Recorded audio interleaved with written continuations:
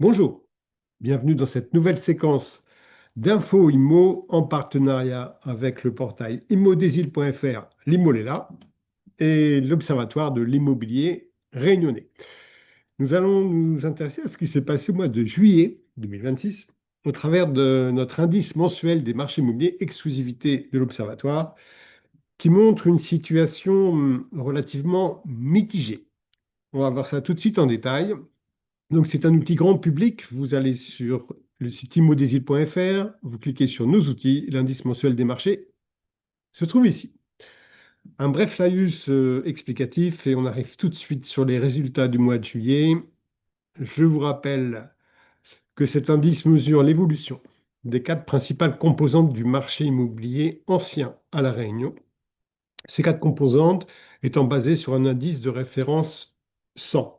Cet indice a été créé début 2018, donc sur cette base d'indice 100. Et tous les mois, on mesure ce qu'est l'offre de biens, à l'opposé du spectre, la demande de biens, et au milieu, le volume des ventes et les délais de vente, tout cela rapporté à l'indice de référence. On commence par l'offre de biens. On est à 64, on est dans le rouge. Les habitués de notre outil ne sont pas étonnés. Donc, référençant juin 2018, forte baisse, très forte baisse de l'offre jusqu'à atteindre un plus bas 46, donc moins que deux fois moins d'offres en août 2022. La remontée des taux d'intérêt a permis de remonter le niveau de l'offre qui a atteint un plus haut relatif de 70 en août 2024, exactement 2 ans après le plus bas. On est quand même à 30% de moins qu'en 2018. Et depuis, eh bien depuis, on est sur un niveau d'étiage relativement bas, voilà, et ça fait plus d'un an. Plus d'un an, voilà, c'était janvier 2025, 64. Et depuis janvier 2025, eh ben, on se balade entre 64, 62 et on revient en juillet 64. Alors, notons que nous gagnons un point par rapport au mois de juin. Si nous pouvions gagner un point chaque mois, nous aurions l'opportunité de revenir à l'indice de référence dans quelques années. Bon, le problème, non, c'est qu'on ça fait un an et demi qu'on bouge sur une base, enfin, on bouge peu sur une base insuffisante.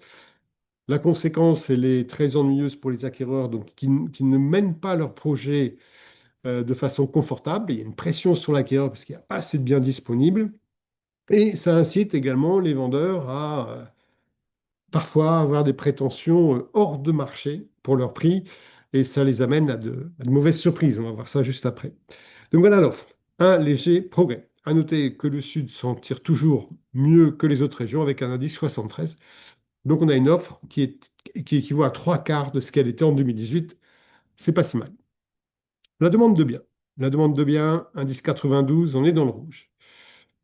Voilà la perspective historique. On gagne 6 points par rapport au mois de juin. Point positif.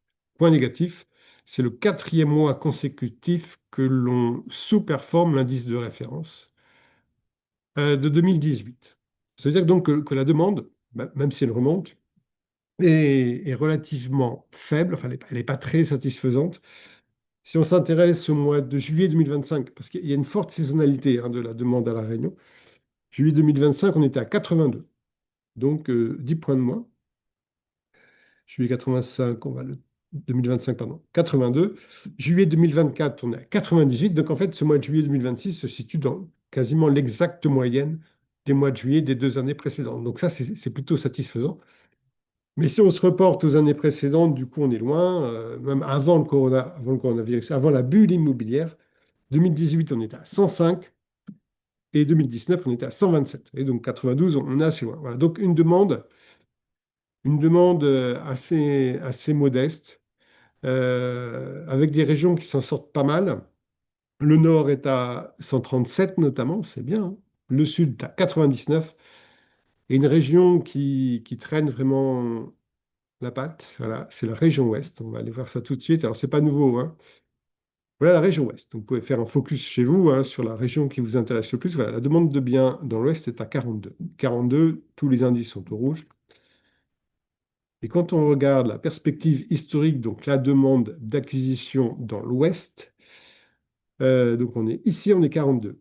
Et on s'intéresse à cette ligne, on a l'impression que c'est l'indice 100, mais non, ça, c'est l'indice 60, pardon. Ouais, c'est le niveau 60. L'indice 100, il est ici. Ouais, il est bien, bien, il est hors de portée de la demande actuelle dans l'Ouest. Et quand je dis actuelle, je suis gentil, puisque la dernière fois qu'on a atteint l'indice de référence, c'était en mars 2023. Ça fait plus de 3 ans. Voilà, donc l'Ouest, région particulièrement faible par rapport aux autres. Alors, je reviens sur un point, hein. Cette demande, ce n'est pas une valeur absolue. Ça mesure l'évolution de cette demande par rapport à 2018. Et en 2018, la demande était très forte. Donc, ça ne veut pas dire qu'il n'y a plus de demande dans l'Ouest. Ça veut juste dire qu'elle est bien inférieure à ce qu'elle était avant et elle a beaucoup plus baissé que les autres régions. Voilà, je pense que, du coup, il n'y a pas d'ambiguïté. Sur les ventes, ben, je reviens sur l'ensemble du territoire.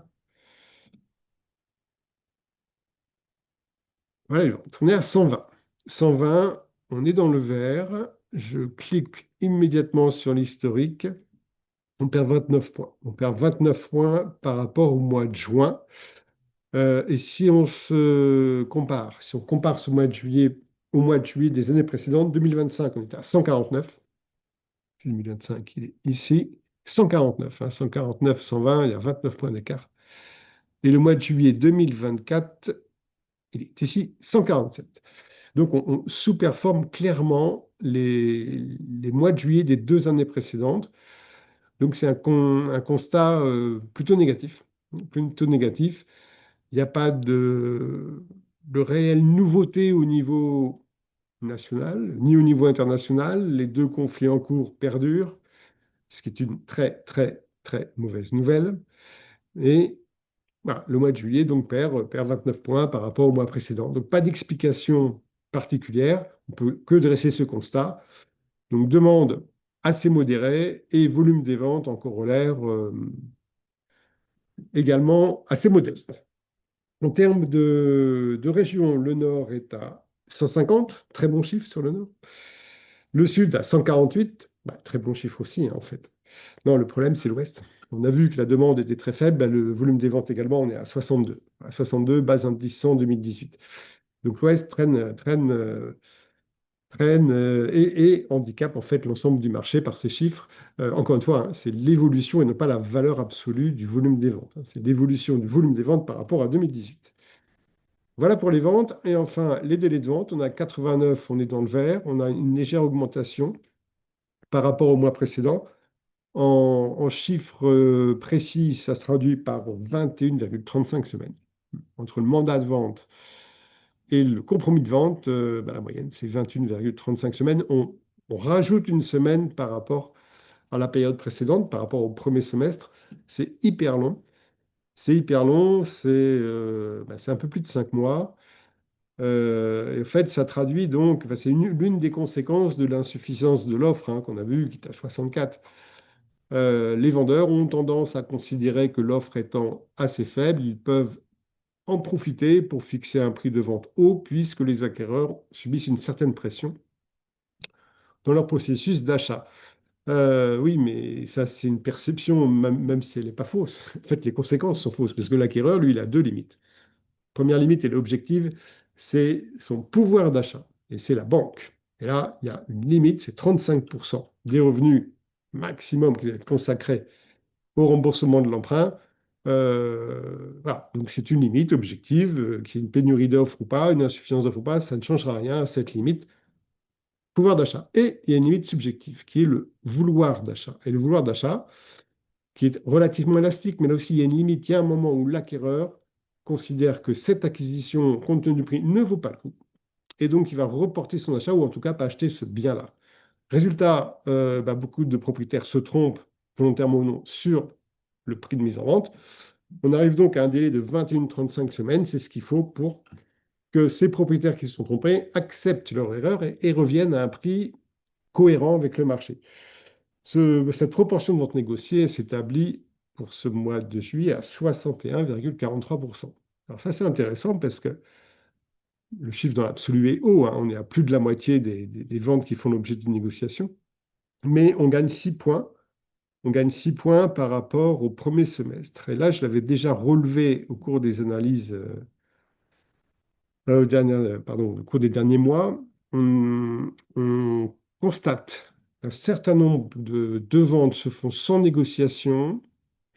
Et je considère que c'est la conséquence d'une prise de conscience des propriétaires, à La Réunion tout au moins, qui pensent que, notamment les deux conflits internationaux que j'ai brièvement évoqués tout à l'heure, vont avoir des conséquences importantes sur l'économie nationale, et pas que, hein, mais notamment sur l'économie nationale, et donc sur le marché immobilier, y compris le marché immobilier insulaire.